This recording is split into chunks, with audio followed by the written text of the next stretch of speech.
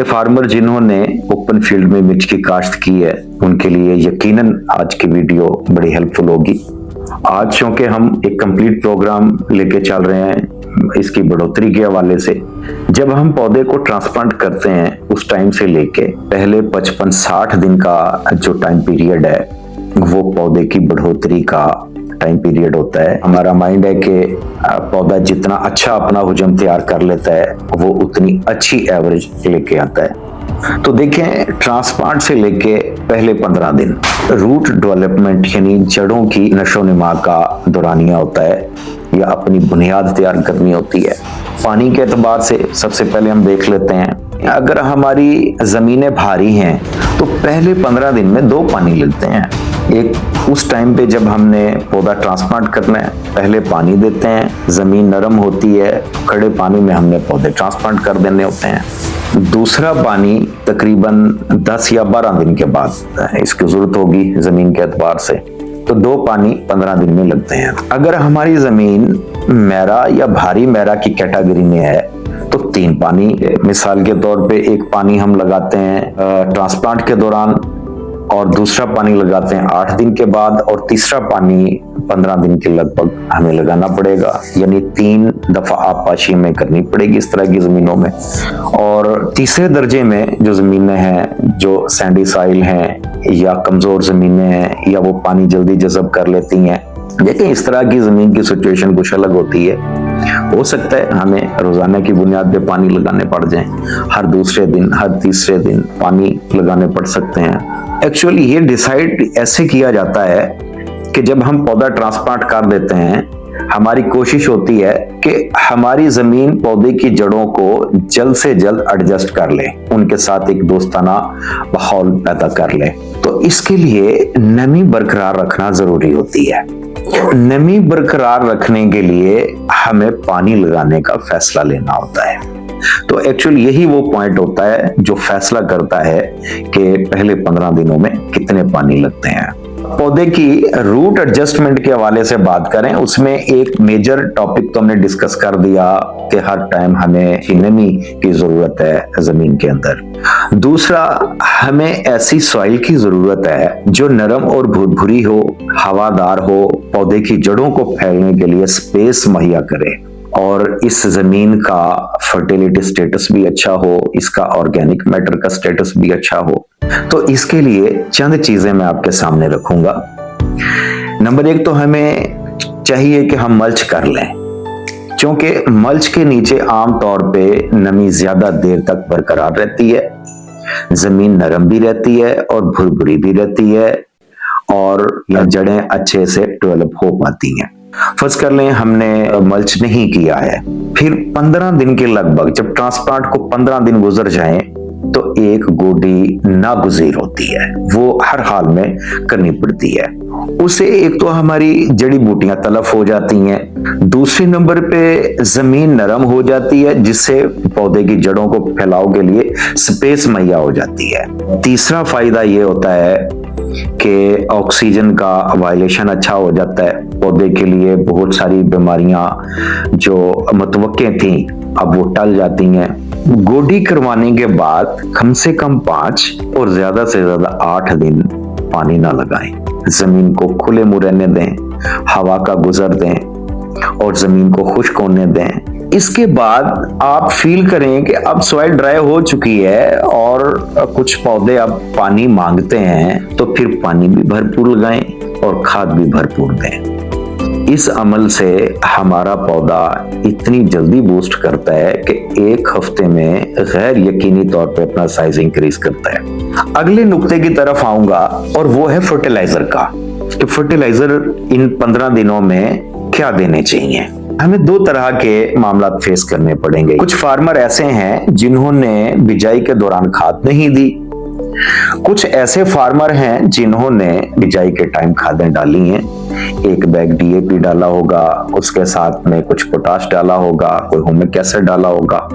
ऐसे फार्मर जिन्होंने खाद नहीं डाली वो एक गलती करते हैं कि बेसल में या बिजाई के दौरान हम खाद नहीं दे पाए तो जब ट्रांसप्लांट के टाइम पे पानी लगाते हैं वहां पे डाल देंगे लिहाजा वो उतनी ही क्वांटिटी एक बार की वहां पे डाल देते हैं। ये तरीका गलत है। अगर आपने इतनी ही खाद देनी थी तो फिर आप बिजाई के दौरान ही देते। अगर बिजाई के दौरान नहीं दी है तो फिर अब पौधे के साइज, पौधे की उम्र, पौधे की ग़िज़ाई जरूरत, इनको मद्देनजर रखते हुए थोड़ी थोड़ी खाद दें और हर पानी के साथ दें। ये अच्छी स्ट्रेटेजी होगी खुराक देने की। अब ट्रांसप्लांट के दौरान जो पानी लगना है वहां कौन सी खाद डालें ऐसे फार्मर जिन्होंने बिजाई के टाइम खाद नहीं दी? देखिए, कुछ चीजें एडिशनल हैं, वो लाजमी है, उनको हम माउंट फर्टिलाइजर भी कहते हैं। अब माउंट फर्टिलाइजर में एक तो होमिक एसिड शामिल है, एक मल्टी माइक्रो न्यूट्रिएंट्स शामिल हैं, बायो फर्टिलाइजर शामिल हैं, बायो एजेंट शामिल हैं और इंसेक्टिसाइड शामिल है। अब जो कि हमने बिजाई के टाइम खाद नहीं दी है तो इनके साथ में 25 किलो नाइट्रोफास और 25 किलो यूरिया शामिल कर लें और पानी लगा दें। पानी लगाने के बाद आप ट्रांसप्लांट शुरू कर दें। वो फार्मर जिन्होंने बेसल में या बिजाई के दौरान खाद डाली है, वो ट्रांसप्लांट के दौरान जो पानी लगना है उसमें क्या डालें? खाद वो डाल चुके, जो एडिशनल प्रोडक्ट हैं सिर्फ वही डालेंगे। इसमें मेन चीजें, एक तो होमिक एसिड है, वो 5 लीटर फी एकड़ डालें, इसके साथ में बायो एजेंट डालें और फिप्रोनिल ग्रैनुलर डालें। अब यहाँ पे पहला पानी लगाने के बाद ट्रांसप्लांट हो गया और खादें जिन्होंने बेसल में दी हैं उनकी भी डोज कंप्लीट और जिन्होंने नहीं दी है उनकी भी डोज कंप्लीट। अब 15 दिन तक जो बाकी पानी लगेंगे वहां क्या डालें? मैंने अभी अर्ज किया कि पौधे के साइज, उम्र और उसकी ग़िज़ाई जरूरत को मद्देनजर रखते हुए दें। यहाँ पे 2 चीजें बड़ी अहम होंगी, एक तो फास्फोरस और दूसरा नाइट्रोजन। पौधे को अपनी जड़ें एडजस्ट करने के फौरी बाद जो सबसे पहले एलिमेंट अवेलेबल होता है वो नाइट्रोजन होता है और सबसे पहले पौधे को जिस चीज की जरूरत होती है वो भी नाइट्रोजन होता है। तो नाइट्रोजन ज्यादा नहीं देना, जरूरत के मुताबिक, यानी 10 किलो 12 किलो 15 दिन तक 1 दफा दें, 2 दफा दें, आप पे मैटर करता है, लेकिन 10 से 12 किलो इससे ज्यादा ना दें। जिन्होंने बेसल में डीएपी वगैरह डाल ली है वो खाली नाइट्रोजन ही डालें, यूरिया ही इसके साथ और कुछ डालने की जरूरत नहीं है। हाँ, अलबत्ता जिन्होंने खाद नहीं डाली थी वो यहाँ पे 5 किलो MAP या यूरिया फास्फेट शामिल कर सकते हैं, या नाइट्रोफास ही अगर आपके पास अवेलेबल है तो वो 10-12 किलो डाल सकते हैं काफियों की। एक ऑप्शन और भी है काबिले गौर, जो एडिशनल प्रोडक्ट मैंने बताया उनमें एक प्रोडक्ट यूज करवाया बायो एजेंट। फर्ज कर लें आपने वो नहीं डाला तो फिर 2 चीजों को फोकस करने के लिए, एक तो कीड़े की कारस्तानी को और एक फंगल अटैक को, आपने या तो टॉक्सन-M या फुस्टाइल एल्यूमिनियम या कॉपर कंपाउंड्स या मैंकोजेब मेटल एक्सेल, इनमें से कोई जहर यहाँ पे फ्लड लाजमी करनी है। 15 दिन के दौरान 1 से 2 दफा ये एप्लीकेशन लाजमी करनी है। दूसरा वो फिप्रोनिल या क्लोरोपाइरिफास 1 दफा लाजमी फ्लड करें। अच्छा, उसके बाद अब हम एक तो कीड़े की मैनेजमेंट और एक फंगल मैनेजमेंट, ये हर साल की एक तजुर्बा मैं आपके साथ बता रहा हूं। मतवक्के मसाइल ये हैं कि बाज़े टाइम पौधे को की जो जमीन है वो घुट जाती है, जड़ें सरवाइव नहीं कर पाती और पौधा स्टेंट हो जाता है और आहिस्ता आहिस्ता पत्तों के कलर तब्दील हो जाते हैं। 10 दिन के बाद में भी मच्छर वगैरह होते हैं पानी की वजह से या नमी की वजह से, गर्मी में आमतौर पे हमारे जो चैनल है उनमें बैठे होते हैं। और उसके अलावा कटवर्म, ये एक सुंडी है जो जमीन के अंदर रहती है पौधे के रूट जोन में। रात के वक्त ये हमारे पौधे पे हमला करती है और जमीन के लेवल से 1 इंच या आधा इंच के लगभग ये हमारे पौधे के तने को काट देती है और बिल्कुल पौधे को अलग करके नीचे फेंक देती है। अगर आप इसको ट्रेस करना चाहते हैं तो दिन के टाइम पे जब आपका इस तरह का कोई पौधा डैमेज हो जाए तो रूट जोन को हाथ से उखाड़ लें, मट्टी को वहां से, तो सुंडी बरामद हो जाती है। इसको हम लोकल जुबान में चोर सुंडी भी कहते हैं। बाज़ टाइम इसका नुकसान बड़े लेवल पे भी होता है। उसके अलावा फंगल डिजीज में डैम्पिंग ऑफ का मामला आता है, यानी जमीन के लेवल से थोड़ा सा ऊपर तना गल जाता है और पौधा हमारा नीचे गिर जाता है।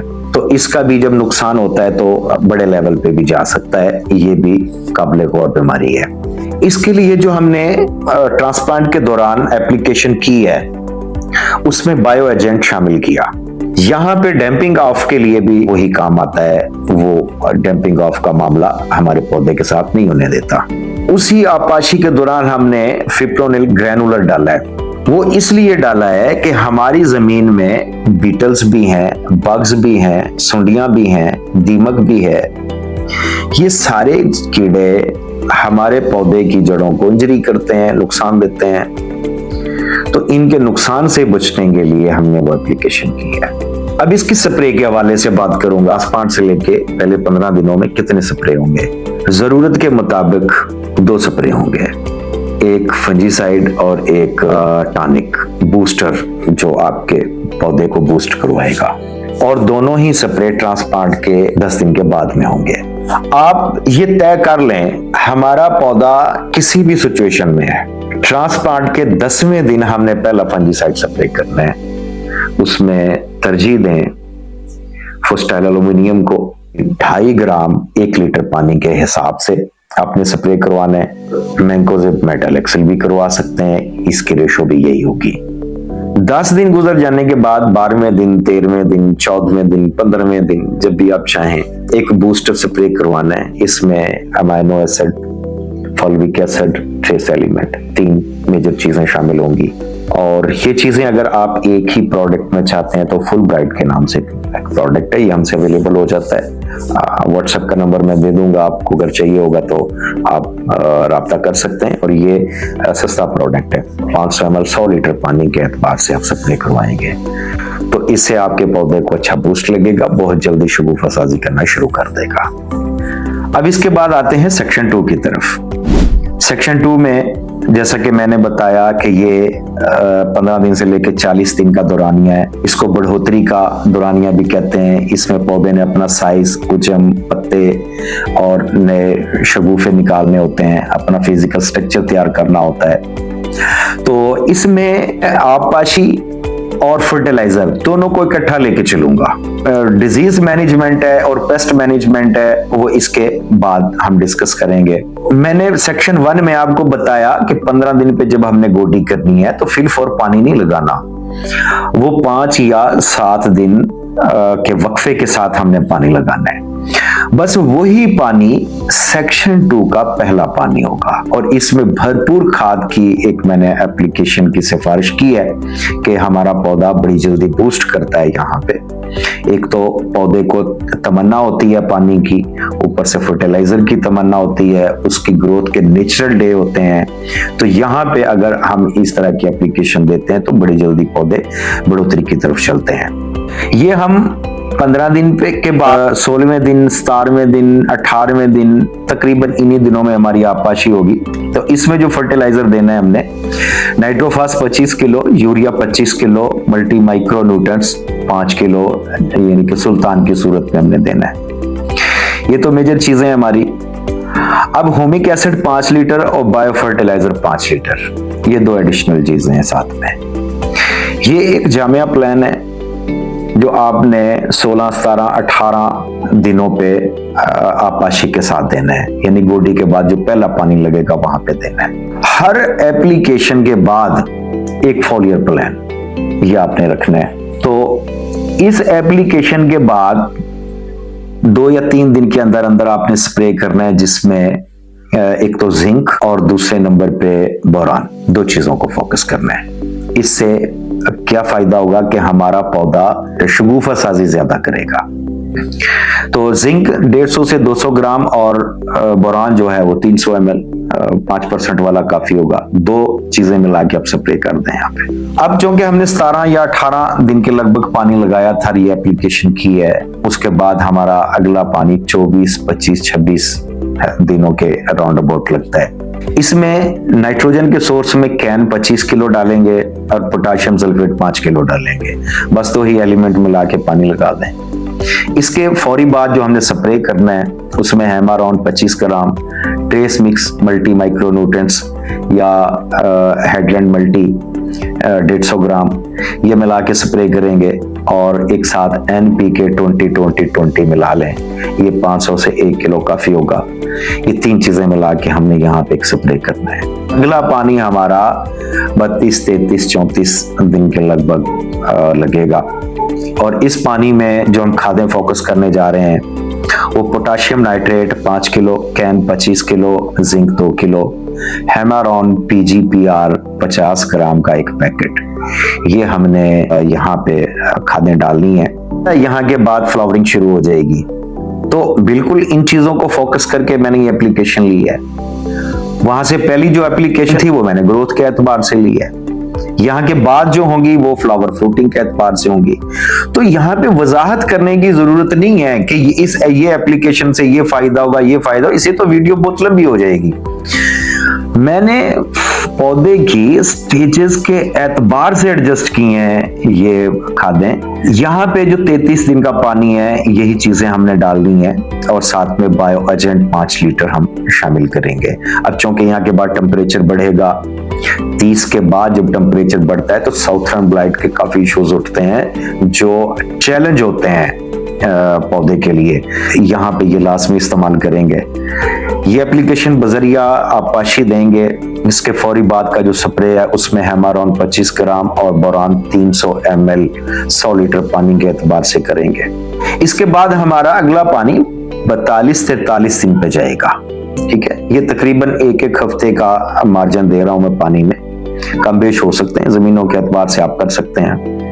यहाँ पे potassium nitrate 5 kilo, MAP 1261 5 kilo, लसानी 1122 यानी 11 नाइट्रोजन, 11 फास्फोरस, 22 पोटाशियम और 50% multi micro nutrients based product है, बहुत शानदार है ये। तो ये 5 किलो फी एकड़ के हिसाब से, बोरान 500 ग्राम, बायो एजेंट 5 लीटर, ये चीजें मिला के हमने 42-43 दिन पे देनी है। उसके बाद अगली स्टेज शुरू होगी हमारी फ्लावरिंग और फ्रूटिंग की। वो तीसरा हिस्सा है हमारा, उसका फर्टिलाइजर उसके साथ डिस्कस किया जाएगा। ये अब हम 15 दिन से 40 दिन के दरमियान का जो आपाशी और फर्टिलाइजर है वो मैंने डिस्कस किया है। इसमें एक चीज गौर करने वाली है, आपने देखा होगा कि 1 हफ्ते के बाद एप्लीकेशन कर रहा हूं और 5 किलो से ज्यादा नहीं डालता। अगर ओल्ड वर्जन इस्तेमाल कर रहे हैं, जिस तरह नाइट्रोफास इस्तेमाल कर रहे हैं, तो वो आधा बैग, देखिए इससे नीचे तो इस्तेमाल नहीं किया जा सकता, फिर उसमें आप पौधे को क्या अवेलेबल करवाएंगे। तो जो जदीद खादें हैं वो 5 किलो से ज्यादा नहीं डाल रहा। इसके लिए कुछ एहतियाती पॉइंट हैं, जिस तरह के नाइट्रोजन ज्यादा ना दें वरना फूल कम बनेंगे, बड़ी पते की बात है। और आपने देखा हमने जो नाइट्रोजन अब 40 दिन तक यूज की है, इसमें आधा बैग यूरिया और आधा बैग 2 दफा कैन हमने शामिल किया है शायद, तो ये 1 से 1.5 बैग बनता है। तो फास्फोरस में आप अगर बेसल में DAP दी है तो ठीक है, अगर नहीं फिर मैंने MAP भी इस्तेमाल करवाया और साथ में नाइट्रोफास भी 2 दफा इस्तेमाल हुआ है थोड़ा थोड़ा, तो पौधे की जरूरत के मुताबिक काफी है। लेकिन पॉइंट की बात है कि हमने ज्यादा नाइट्रोजन इस्तेमाल नहीं करना, पौधे को बेताशा बढ़ोतरी की तरफ नहीं लेके ना, वगरने इस पॉइंट पे आके फिर फ्लावर डेवलपमेंट कम होगी। ठीक है, और दूसरा पॉइंट यह है कि जड़ी बूटियों को कंट्रोल करें ताकि हमारी डाली गई खादें पौधे को अच्छे से अवेलेबल हो सकें, उसमें कोई हिस्सेदार नहीं होना चाहिए। इसके बाद सफेद मक्खी, थ्रिप्स, सुंडियां और एफर्ट्स, ये कीड़े मतवक्के हैं इस टाइम पीरियड में। अब इनके लिए चंद प्रोडक्ट मैं आपको लिख देता हूं, आप इनको हर 10 से 12 दिन का एक टाइम पीरियड तय कर लें और एप्लीकेशन लेते रहें। इसमें डायनाडेम डाइमेथोएट की इंग्रेडिएंट है और ये स्वात एग्रो का प्रोडक्ट है। फेनिकॉल ये फर्टिसाइंस का प्रोडक्ट है, इसमें फिनप्रोपैथ्रीन और एबामेक्टन 2 इंग्रेडिएंट है। इल्गोर इसमें एमामेक्टन और टॉल्फिन पायरेट ये 2 जहरें हैं और ये फर्टिसाइंस का प्रोडक्ट है। बिग हिट प्लस ये एवियल ग्रुप का प्रोडक्ट है। ये सफेद मक्खी और थ्रिप्स की मैनेजमेंट के लिए बहुत अच्छा है। तो ये प्रोडक्ट की नोयत मैंने ऐसी रखी है कि इसमें थ्रिप्स भी कवर हो, व्हाइट फ्लाई भी कवर हो, एफर्ट्स भी कवर हो और सुंडियां भी कवर हो, और यही कीड़े मुतवक्के हैं इस टाइम पीरियड में। तो ये 4 प्रोडक्ट हैं, आप चारों को रखें और रिपीट में रखें, हर एक 1 बाय 1 एक प्रोडक्ट इस्तेमाल किया, अगली दफा वो ना करें, दूसरा करें, फिर तीसरा, फिर चौथा। तो इससे कीड़ों में रेसिस्टेंस पैदा नहीं होती प्रोडक्ट के मुखालिफ, और हमारे प्रोडक्ट अच्छा काम करते रहते हैं। फिर अच्छा, जो बीमारियां हैं इस टाइम पीरियड में, इनमें एक तो फुजेरियम विल्ट मुतवक्के है हो जाए, साउथर्न ब्लाइट, कास्पूरा लीफ स्पॉट और बैक्टीरियल लीफ स्पॉट, ये बीमारियां मुतवक्के हैं। इसके लिए जो एहतियाती प्रोडक्ट हमने दोहराने हर 8-10 दिन के बाद, उनमें अजॉक्सिस्ट्रोबिन क्लोरोथालोनिल बम्बूसा के नाम से या सोल्विगो के नाम से या आप सक्सेस के नाम से, बहुत अच्छा प्रोडक्ट है ये। इसके अलावा आप मैंकोजिब मेटालेक्सिल ये दोहरा सकते हैं, कॉपर कंपाउंड जिनमें कॉपर ऑक्सीक्लोराइड, कॉपर हाइड्रोक्साइड शामिल है। यहां तक ये कॉन्टैक्ट जहरें हैं जो एहतियात के तौर पे की जाती हैं। इनमें एक आप सिस्टेमिक जहर शामिल रखें, फुस्टाइल एल्यूमिनियम। ये 4 जहरें आप हर हफ्ते दोहराएं एहतियात के तौर पे कि बीमारी ना आए। फर्ज कर लें बीमारी का हमला हो गया और वो बीमारी है कास्पूरा लीफ स्पॉट, ऐसा ही समझ लें। अब चूंकि ये कास्पूरा कैप्सिकाई फंगस की वजह से कॉज होती है, नमी वाला माहौल, अबर आलूद मौसम और या बारिशी माहौल, इस तरह का जो क्लाइमेट माहौल है वो इस बीमारी के फैलाव के लिए मुनासिब होता है, तो बड़ी तेजी से फिर फैलती है। इसमें पत्तों के ऊपर ब्राउन या डार्क ब्राउन धब्बे बनते हैं। तो इसके लिए इलाज के तौर पे जो आपने प्रोडक्ट यूज करने हैं, टिबोकोनाजोल और ट्राइफ्लॉक्सिस्ट्रोबिन, ये नटीवो के नाम से भी है बायर कंपनी का। ये आप 90 ग्राम 100 लीटर पानी के साथ एप्लीकेशन करेंगे। दूसरे नंबर पे आप क्लोरोथालोनिल स्प्रे कर सकते हैं, और तीसरे नंबर पे आप अजॉक्सिस्ट्रोबिन मैंकोजिब का कॉम्बिनेशन इस्तेमाल कर सकते हैं। चौथे नंबर पे आपका ऑक्सीक्लोराइड 50% वाला फी लीटर पानी में 3 ग्राम डाल के स्प्रे करवा सकते हैं, यानी 20 लीटर की टंकी में 60 ग्राम डाल के स्प्रे करवा सकते हैं। तो इनमें से कोई एक स्प्रे करवा दें, अव्वल तो ये पहले स्प्रे में खत्म हो जाता है, ये ज्यादा तंग करने वाली बीमारी नहीं होती। और अगर रिपीट की जरूरत हो तो आप इन्हीं में से कोई जहर 3-4 दिन 5 दिन का वक्फा देकर दोबारा स्प्रे करवा दें। अब दूसरे नंबर पे फर्स्ट करें बैक्टीरियल लीफ स्पॉट का अटैक हो जाता है। ये ज़ैंथोमोनास बैक्टीरिया जो कॉज करता है, पत्ते के ऊपर बारीक धब्बे, बेतहाशा निशानात नजर आते हैं छोटे छोटे, और ये ब्राउन भी होते हैं, ग्रे कलर में भी होते हैं। तो देखें, इसके इलाज के लिए आप कॉपर हाइड्रोक्साइड कोसाइड के नाम से वो रिपीट करवा सकते हैं, कॉपर ऑक्सीक्लोराइड करवा सकते हैं, ऑक्सिन कॉपर करवा सकते हैं, कॉपर ऑक्सीक्लोराइड मैंकोजिब का कॉम्बिनेशन आप स्प्रे करवा सकते हैं। ये सारी जहरें इसके लिए कारगर हैं। फर्ज कर लें अगली बीमारी फुजेरियम विल्ट है, ये आ जाती है। इसमें क्या होता है कि हमारे पौधे की जो टाप है वो ऐसे मुरझा जाती है दोपहर के टाइम पे, और सुबह शाम के टाइम वो ठीक होती है। आहिस्ता आहिस्ता हमें पता चलता है कि जो जमीन की तरफ से पत्ते हैं वो जलना शुरू हो गए हैं, और 1-2 दिन के अंदर पौधा सारा ही बिल्कुल मुरझा जाता है, विल्ट हो जाता है। इसको जब हम इसको जड़ों से उखाड़ के देखते हैं और उसे चाकू की मदद से चीरते हैं, तो पौधे के तने के अंदर ब्राउन रंग की लसरें होती हैं। एक्चुअल वो जाइलम का सिस्टम होता है जिधर से पानी सर्कुलेट होता है, उसके ऊपर ये फंगस अटैक करता है और उसको डैमेज करता है। अब वहां चूंकि डैमेज चल रहा है, वहां दवाई पहुंचाना जरूरी है। स्प्रे से बिलाशुबा आप स्प्रे करेंगे, इस पे असर हो जाता है। हो सकता है आपके पौधे के टाइम पीरियड कम हो, वहां तक दवाई पहुंचने के लिए टाइम लेगी। तो फिर आपके लिए जरूरी है कि इफेक्टेड जगह है वहां पे दवाई पहुंचाएं, ड्रिंच के जरिए, फ्लड के जरिए, जैसे भी पॉसिबल हो। इसके लिए जो एप्लीकेशन करनी है उसके लिए कार्बन डाइज़म 2 ग्राम फी लीटर पानी के हिसाब से, टिबुकोनाजोल ट्राइफ्लॉक्सिस्ट्रोबिन ये भी 2 ग्राम पर लीटर पानी के साथ, और ट्राइसाइक्लाजोल ये भी 2 ग्राम पर लीटर पानी के साथ। फ्लड में अगर डालनी है तो फिर डबल डोज होगा, मतलब 1 पैकेट के बजाय 2 पैकेट आप इस्तेमाल करेंगे, ठीक है।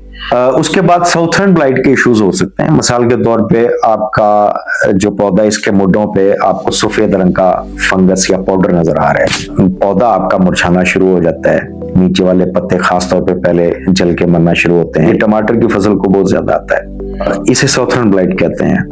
अच्छा, ये आमतौर पे ज्यादा गर्मी में, मतलब ये 28, 30, 32 का जो टेम्परेचर है वहां से शुरू होता है और 37 टेम्परेचर तक पूरा जोर करता है। आप कुछ भी कर लें, जब ये शुरू हो गया फिर आपसे रुकने वाला नहीं होता ये। इसके ऊपर बड़े सारे एक्सपेरिमेंट हम कर चुके हैं। इसका बेहतरीन इलाज होता है ट्राइकोमोनास, बायोजेंट है, इसमें ट्राइकोडर्मा हॉर्सिनम, ट्राइकोडर्मा वराइड, बेसिलस सेप्टिलस और सुडोमोनास बैक्टीरिया 4 इंग्रेडिएंट है, और ये टॉप इंग्रेडिएंट है। ये बाज़ेन में रख लें, दुनिया की किसी एग्रीकल्चर की वेबसाइट में आप बायो ट्रीटमेंट के तौर पे सर्च कर लें, आपको ये 4 इंग्रेडिएंट टॉप पे नजर आते हैं। और ये बात भी मैं आपको बता दूं, पाकिस्तान में कोई प्रोडक्ट ढूंढ लें आपको नहीं मिलेगा, बिल्कुल भी नहीं मिलेगा। ये इंग्रेडिएंट स्पेशल तैयार करवाए गए हैं और इस मकसद के लिए तैयार करवाए गए हैं, तो इसके लिए बड़ा इंतजार भी करना पड़ा है हमें। सस्ता प्रोडक्ट मिल जाता है, आप ये बायोजेंट इस्तेमाल करें जिस तरह मैंने जब ट्रांसप्लांट के दौरान एप्लीकेशन करवाई है। बस ये ज़हन में रख लेंगे, हर 20 दिन के बाद 1-2 पानी छोड़ के 1-2 पानी के साथ आप कंटिन्यू जारी रखें, और आप फंजी फिक्स बायोफंजीसाइड है वो हर 10-12 दिन के बाद रिपीट में रखें। आपको फंजीसाइड खरीदने की जरूरत ही नहीं पड़ती, ये हमारे ज़ाती एक्सपेरिमेंट है, आपको जरूरत ही नहीं पड़ती। तो इसके लिए जो एप्लीकेशन आप करना चाहेंगे अगर केमिकल वाली, तो ज़ॉक्सिस्ट्रोबिन, मैंकोजेब, कॉपर ऑक्सीक्लोराइड और कार्बन डाइज़म, इसके अलावा फोस्टाइल एल्यूमिनियम और थायोफेनेट मिथाइल, ये वाली जहरें आप 2-3 दफा ड्रिंच करवाएं या फ्लड करवाएं। ये इसके बाद हम चलते हैं तीसरे सेक्शन की तरफ जो फ्लावर डेवलपमेंट का है। देखें, 40-42 दिन के बाद आमतौर पे हमारे पौधे में फूल नजर आना शुरू हो जाते हैं और कहीं कहीं पे फल बनना भी शुरू हो जाता है। अगर आप 45 दिन तक फूल देखें या कोई फल देखें, आप उनको गिरा दें, जानबूझ के गिरा दें। पौधे को ग्रोथ के लिए टाइम दें, उसकी स्किल्स को डिवाइड ना करें, तकसीम ना करें, पौधे को मौका दें कि वो अपना हुजूम अच्छा तैयार करें। फ्लावरिंग के लिए और फ्लावरिंग के घेरे को रोकने के लिए यहाँ के बाद जितने भी पानी लगने हैं उनमें पोटाशियम नाइट्रेट को फोकस करें, कैल्शियम नाइट्रेट को फोकस करें और बोरान को फोकस करें। एक पानी छोड़ के एक पानी के साथ 500 ग्राम बोरान डालते रहें और 3 किलो से 5 किलो पोटाशियम सल्फेट या पोटाशियम नाइट्रेट डालते रहें। पोटाशियम नाइट्रेट बेहतरीन ऑप्शन है मेरी नज़र में, क्योंकि ये एक ऐसा पौधा है नेचुरली जिसने फ्रूटिंग के साथ साथ अपनी ग्रोथ भी जारी रखनी है, क्योंकि इसके बाद जितनी शगुफा साजी बढ़ती है उतनी ज़्यादा फ्लावरिंग बढ़ती है। ठीक है, तो जितने ज्यादा ब्रांच होंगे उतने ज्यादा फ्लावर होंगे। तो हमने अच्छी फ्लावरिंग के लिए ज्यादा ब्रांचेस निकलवानी है, ज्यादा शगुफा साजी करवानी है पौधे को, जिसको हम फोटे कहते हैं, नई फोटे निकलवानी है। तो इसके लिए जिंक का इस्तेमाल, इसके लिए पोटाशियम का इस्तेमाल, इसके लिए मैग्नीशियम का इस्तेमाल, इसके लिए मल्टी माइक्रोन्यूट्रिएंट्स का इस्तेमाल, इसके लिए PGPR का इस्तेमाल इंतहाई अच्छे तस्वर किए जाते हैं। बहुत ज्यादा फ्लावरिंग होती है और बहुत बेहतर फ्रूट तैयार करती हैं, और मजे की बात यह है कि साथ साथ में आपके पौधे की ग्रोथ भी जारी रखती हैं। मजीद मालूमात चाहिए हो, या ये जो मैंने अभी शॉर्ट किया, ये 1.5 घंटे की वीडियो तैयार होती है। ये जो स्क्रिप्ट मैंने लिखा है, ये अगर आपको चाहिए PDF की सूरत में या कॉपी इसकी, तो मैं आपको सेंड कर सकता हूँ। आप व्हाट्सएप के ऊपर मुझे मैसेज कर दें। आज की वीडियो में इतना ही, इजाजत दीजिए। अल्लाह हाफिज।